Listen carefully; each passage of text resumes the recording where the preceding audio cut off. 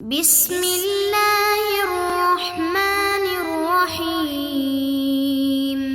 معزز طلاب عزیز، السلام علیکم ورحمۃ اللہ وبرکاتہ۔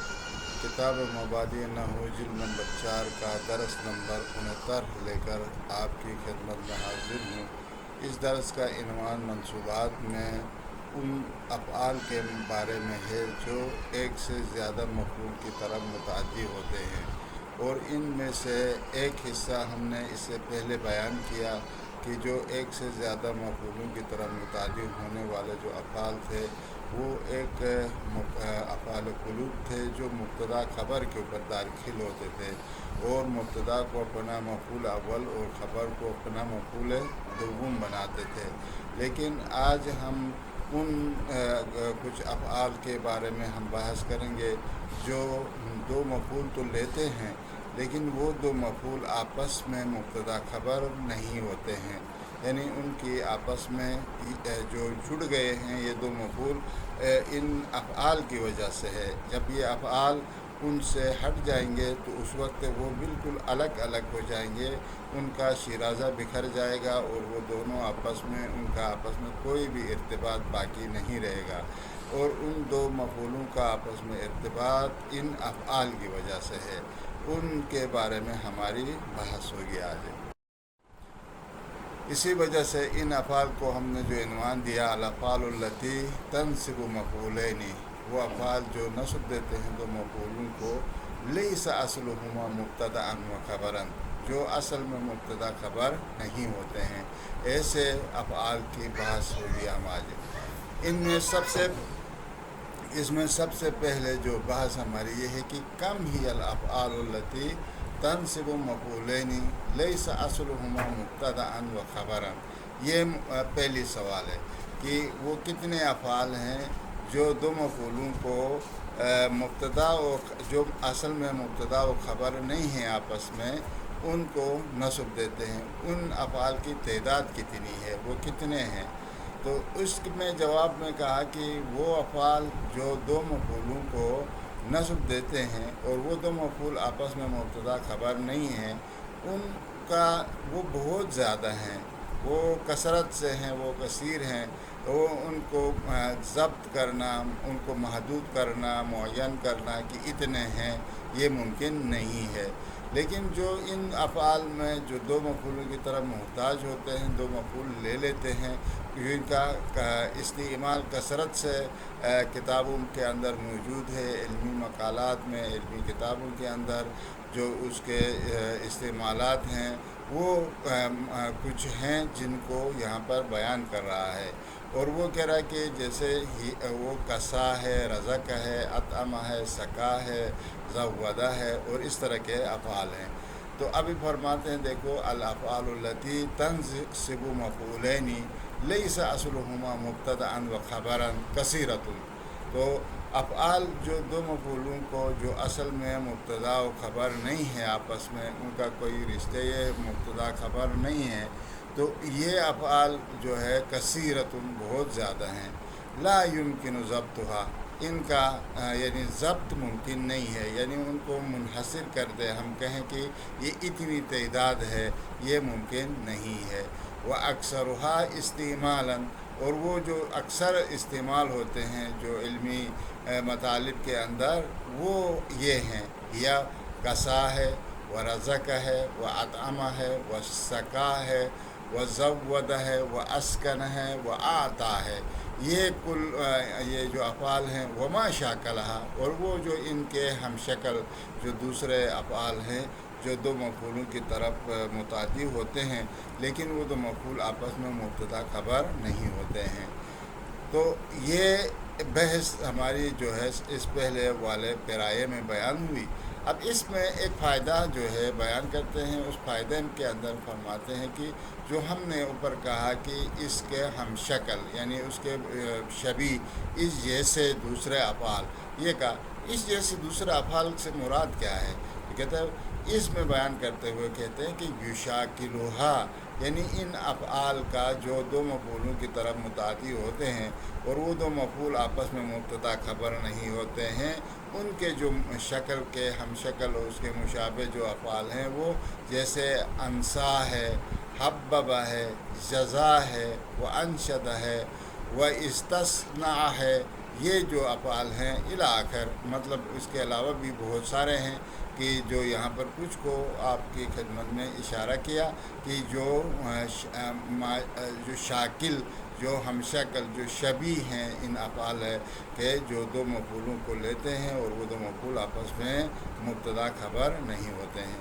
فتعمل عملہ، پس یہ جو افعال جو یہاں پر ذکر کیا انسا و حببہ، یہ بھی جو ہے انہی کی طرح دو عمل کرتے ہیں، دو مفعولوں کو نصب دیتے ہیں اور وہ دو مفعول آپس میں مبتدا خبر نہیں ہوتے ہیں۔ یہ بحث یہاں پر کمپلیٹ ہو گئی۔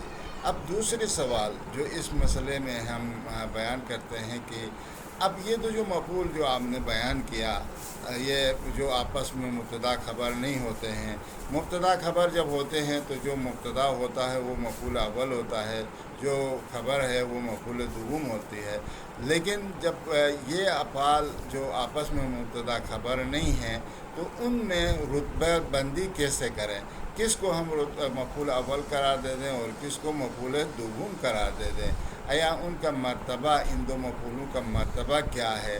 ما ہی مرتبۃ المفعولین اللذین لیس اصلہما مبتدأ و خبرا، یعنی ان دو مفعولین کا مرتبہ کیا ہے جو اصل میں مبتدا خبر نہیں ہوتے ہیں؟ تو اس کے جواب میں بیان کیا کہ کہتے ہیں کہ اصل میں جو دو مفعول جو اصل میں مبتدا خبر نہیں ہیں، ان میں اس مفعول کو مقدم رکھا جائے گا جو معنی میں فاعل کی حیثیت رکھتا ہے، جو فاعل بننے کی اس کے اندر صلاحیت موجود ہے، جو آخذ ہے، فاعل بننے کی اس کے اندر صلاحیت ہے، اس کو مفعول اول قرار دیں گے، اور جو معکوس بنتا ہے، جو مفعول بنتا ہے، وہ اسی کو مفعول دوم کے رتبے میں رکھ دیں گے۔ تو لہذا کہتا ہے کہ الاصل فی المفعولین اللذین، اصل جو ان دو مفعول جو لیس اصلہما مبتدأ و خبرا، جو اصل میں مبتدا خبر نہیں ہوتے ہیں، ان کے میں ان یقدم ما هو فاعل فی المعنی، ان میں سے اس مفعول کو مقدم رکھا جائے گا جو معنی میں فاعل ہوتا ہے، جو آخذ ہوتا ہے، اخذ کرنے والا ہوتا ہے۔ جیسے اس مثال میں دیکھو، کسا اخوک الفقیر صوبا، ہماری شاید مثال الفقیر صوبا میں ہے کہ الفقیر جو ہے یہاں پر فاعل بننے کی اس کے اندر صلاحیت ہے، یعنی آپ کے بھائی نے فقیر کو کپڑے پہنایا، تو اب یہاں پر فقیر جو ہے کپڑے پہننے والا ہے، پہننے والا جو آخذ ہے وہ فاعل کی حیثیت رکھتا ہے، اور صوب جو کہ جس کو پہنایا جاتا ہے، لہذا یہ صوب جو ہے یہاں پر مفعول کی حیثیت رکھتا ہے، یہ ماخوذ ہے۔ تو بس لہذا کہتا ہے کہ یہاں پر فقیر جو کہ فاعل ہے، اس کو معنی میں فاعل ہے، اس کو مقدم رکھا جائے گا، اور جو مفعول بننے کی جس کے اندر کیپیسٹی ہے اس کو دوسرے درجے پر رکھ دیا جائے گا۔ تو لہذا ہم پڑھیں گے کسا اخوک الفقیر صوبا۔ تو وَيَجُوزُ عَكْسُ هَذَا التَّرْتِيبِ عِنْدَ أَمْنِ اللَّفْظِ، تو کہتے ہیں کہ یہ اگر کہیں پر اشتباہ کا خوف اگر نہ ہو تو وہاں پر جائز ہے اس ترتیب کو آپ بالکل برعکس کریں، الٹ کر دیں، یعنی مطلب جو مفعول ہے اس کو جو معنی میں ماخوذ ہے، معقول ہے، اس کو آپ مقدم کریں، جو معنی میں فاعل ہے اس کو مؤخر کر کے لائیں، اور جو مفعول ہے اس کو مفعول اول کہیں، اور جو لفظ میں جو ہے کیا ہے ماخوذ نہیں ہے بلکہ آخذ ہے، اس کو آپ مفعول دوم کے جگہ میں آپ رکھ سکتے ہیں۔ وہ وہاں پر ہے کہ جہاں پر اشتباہ کا کوئی، التباس کا کوئی خوف نہ ہو۔ جیسے اس فائدے کے اندر اس بات کی طرف ہمیں بیان کرتے ہوئے فرماتے ہیں کہ فقیر جو ہے یہاں پر اس مثال میں جو آپ نے کہا کہ کسا اخوک الفقیر صوبا میں، یہ الفقیر فاعل، یہ فقیر یہاں پر فاعل ہے۔ کیوں فاعل ہے؟ فی المعنی، معنی میں کیوں؟ اس لیے کہ اس ہوا آخذ، چونکہ حقیقت میں یہ آخذ ہے، یہ کپڑے لینے والا ہے، کپڑے لینے والا جو لیتا ہے کپڑے وہ فاعل ہوتا ہے، وہ معنی میں یہ فاعل ہے۔ والثوب ماخوذ، اور وہ کپڑے جس کو لے لیا جاتا ہے وہ حقیقت میں کیا ہے؟ ماخوذ ہے اور وہ مفعول ہے۔ تو لہٰذا یہاں پر آخذ جو کہ فاعل ہے اس کو مفعول اول قرار دیا، اور جو کپڑے جو کہ مفعول کے معنی میں ہیں جو ماخوذ ہیں ان کو مفعول دوم قرار دے دیا گیا ہے۔ ان کی درجہ بندی اس طرح سے کی جاتی ہے۔ یہ ایک بات یہاں پر ختم ہو گئی۔ اب یہاں پر ایک اور سوال جو ہے وہ چھیڑتے ہیں، اور وہ سوال یہ ہے کہ اس اصل کے اوپر جاری کرنا، اس اصل کے اوپر چلنا آیا واجب ہے؟ کیا واجب ہے، یا یہ اصل اس طرح چلنا، یہ اصل کے مطابق چلنا یہ جائز ہے؟ تو کہتے ہیں کہ یہ عام طور پر جہاں پر اشتباہ کا خوف نہ ہو وہاں پر تو یہ جائز ہے، لیکن اگر کہیں پر اشتباہ کا خوف ہو جائے تو وہاں پر اس اصل کے اوپر چلنا کیا ہو جائے گا؟ واجب ہو جائے گا۔ یہ پھر ہم جو مفعول جو فاعل واقع ہو رہا ہے اس کو مفعول اول قرار دیں گے، اور جو ماخوذ اور مفعول واقع ہو رہا ہے اس کو مفعول دوم قرار دیں گے۔ اس اصل پر اس وقت چلیں گے جب اشتباہ کا خوف ہو، جیسے کہ یجب الرجوع الی الاصل، یعنی یہ اس اصل کی طرف رجوع کرنا واجب ہے چند ایک موردوں میں جن کو ابھی نیچے بیان کرے گا۔ ان میں سے ایک مورد یہ ہے کہ متى التبس احد المفعولین بالآخر، یعنی وہاں پر جو ہے اس وقت اس جو اصل کے مطابق چلیں گے جہاں پر یہ دونوں مفعول دوسرے مفعول کے ساتھ جو ہے اشتباہ کا خوف ہو جائے۔ کیوں؟ اس لیے کہ چونکہ وہاں پر ان دونوں جو ہے دونوں کے اندر یہ صلاحیت موجود ہو کہ دونوں عاکس بھی بن سکتے ہوں اور دونوں ماخوذ بھی بن سکتے ہوں۔ یہ دونوں صلاحیت اگر جس کے اندر موجود ہے وہاں پر پھر مشکل ہے کہ ہم کہیں کہ جناب ہم یہ عاکس ہے، نہیں، یہ ایسا نہیں ہو سکتا۔ جو مقدم ہوگا وہ ہم اسی کو عاکس سمجھیں گے، اور جو مؤخر ہوگا اس کو ہم ماخوذ سمجھیں گے، ورنہ کوئی اور فیصلہ کرنے والا یہاں پر نہیں ہوگا جو ہمیں کہے کہ جناب یہ عاکس ہے یا یہ ماخوذ ہے۔ کیوں؟ اس لیے کہ ان دونوں میں عاکس بننے کی بھی صلاحیت ہے اور ماخوذ بننے کی بھی ہر دونوں میں صلاحیت موجود ہے۔ لہذا ایسے موارد میں جو مقدم ہوگا اس کو ہم مفعول اول کہیں گے اور وہ اسی کو معنی میں فاعل سمجھیں گے، اور دوسرا جو مؤخر ہو گیا ہے اس کو ماخوذ سمجھیں گے اور معنی میں اس کو مفعول کا درجہ یعنی جو معنی میں اس کو ماخوذ سمجھیں گے اور اس کو مفعول دوم قرار دیں گے۔ اس لیے کہتا ہے کہ متى التبس احد المفعولین بالآخر، جب جہاں پر دونوں مفعولوں میں سے ایک دوسرے کے ساتھ اشتباہ کا خوف ہو جائے، جہاں پر اشتباہ ہو کہ کون یہاں پر فاعل ہے اور کون کیا ہے؟ مفعول ہے، مفعول اول ہے، مفعول ہے، کس کے اندر فاعل بننے کی صلاحیت ہے اور کس میں مفعول بننے کی صلاحیت ہے، اس میں دونوں میں اشتباہ ہو۔ جیسے اعطى الامیر امرا بکرا، یعنی اس مثال میں آپ دیکھیں اس میں یہ ہے کہ جناب اعطى الامیر، امیر نے عطا کیا امر کو بکر کو، امر بکر کو عطا کیا۔ یہاں پر دیکھو امر جو عطا کیا جانے والا ہے، جو امر کو جو ہے عطا کیا ہے بکر کو اخذ کرنے والا امر ہے، امر بکر کو اخذ کر رہا ہے، لہذا معنی میں یہاں پر امر فاعل ہے تو لہذا یہ مفعول اول ہوگا، اور بکرن چونکہ معنی میں ماخوذ ہے لہذا یہ مفعول دوم کہلائے گا۔ کیوں؟ اس لیے کہ اس ترتیب پر ہم چلیں گے، کیوں؟ اس لیے کہ واجب ہے اس ترتیب کے اوپر چلنا۔ ابھی ہم بکرن کو لا کر امرن کی جگہ میں قرار نہیں دے سکتے ہیں، کیوں؟ اس لیے کہ یہ نہیں معلوم ہوگا کہ بکر یہاں پر عاکس ہے یا امر عاکس ہے، یہ نہیں پتہ چلے گا، لہذا جو مقدم ہوگا اس کو ہم عاکس مانیں گے اور جو مؤخر ہوگا اس کو ہم ماخوذ قرار دیں گے۔ تو لہٰذا ایسے جگہوں میں جو مقدم ہوگا اس کو ہم مفعول اول اور جو مؤخر ہوگا اس کو مفعول دوم قرار دیں گے۔ تو اس میں کہا کہ فَإِنَّ كُلَّ وَاحِدٍ مِّنْهُمَا لما کان یصح ان یکون آخذا و محخوذا، تو کہتا ہے کہ ان میں سے دونوں میں سے ہر ایک جب صحیح ہو کہ وہ آخذ بھی بنے اور محخوذ بھی بنے. یہ مثال نہیں بنتا، ہر جگہ میں جہاں پر فاعل جو ہے دونوں جو ہے یہ دونوں مفعول جو ہیں وہ فاعل کی بننے کی ان کے اندر آخذ بننے کی بھی صلاحیت ہو اور معقول بننے کی بھی صلاحیت ہو تو وجب ترتیب ہو، اس وقت اس ترتیب کی واجب ہو جائے گی. جو فاعل بننے کی جس کے اندر صلاحیت ہے اسی کو مقدم کریں گے. مدلولاً علی الآخذ بالتقدم، یہ چونکہ یہ دلالت کرتا ہے کہ جو آخذ ہے وہ مقدم ہونا چاہیے، جو فاعل معنی میں فاعل بن رہا ہے اس کو مقدم کرنا ہے، جو مفعول بن رہا ہے معنی میں اس کو مؤخر کرنا کیا ہے ضروری ہے. تو لہذا ایسے موارد میں جو فاعل ہوگا اس کو مقدم کریں گے اور جو مفعول ہوگا اس کو مؤخر کر کے لے کے آئیں گے.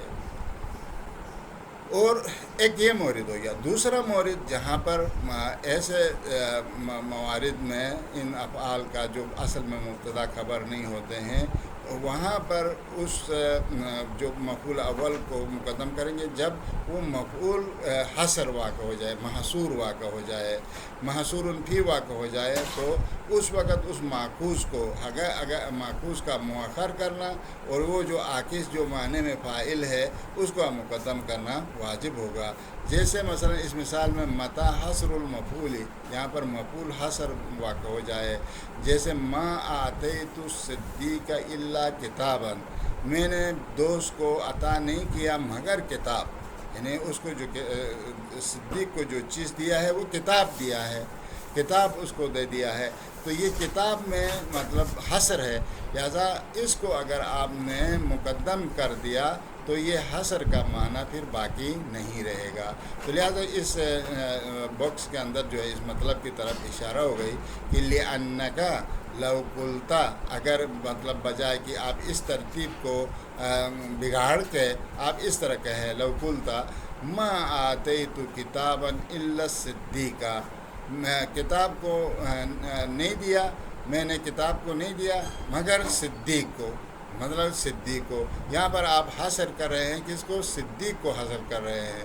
تو لہذا یہ کہتے ہیں انحصر المفعول الاول بخلاف المقصود، یہاں پر آپ نے محصور جو ہے مفعول اول کو کر دیا جو کہ مقصود کا خلاف ہے، جبکہ آپ چاہ رہے تھے کتاب کو محصور فی کر دے.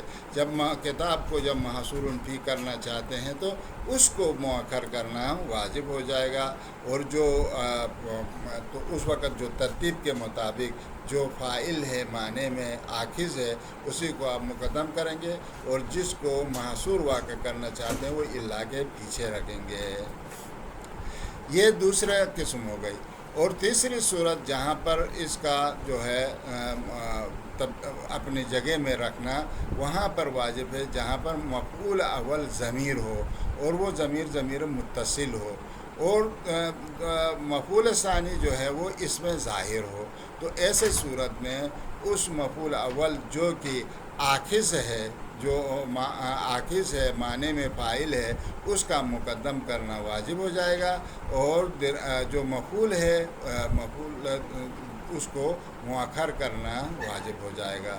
جیسے متا کان الاول ضمیرا، یعنی جب پہلا والا ضمیر ہو، والثانی اسما ظاہرا، اور مفعول دوم اس میں ظاہر ہو. جیسے اس مثال میں نحو وَهَبْتُكَ دِرْهَمًا، وَهَبْتُكَ دِرْهَمًا، اس وَهَبْتُكَ دِرْهَمًا میں آپ نے دیکھا کا میں ہماری شاہد مثال ہے، یہ کا مفعول اول ہے، یہ وَهَبْتُ کے ساتھ متصل ہے، اس کے ساتھ متصل ہے ضمیر متصل.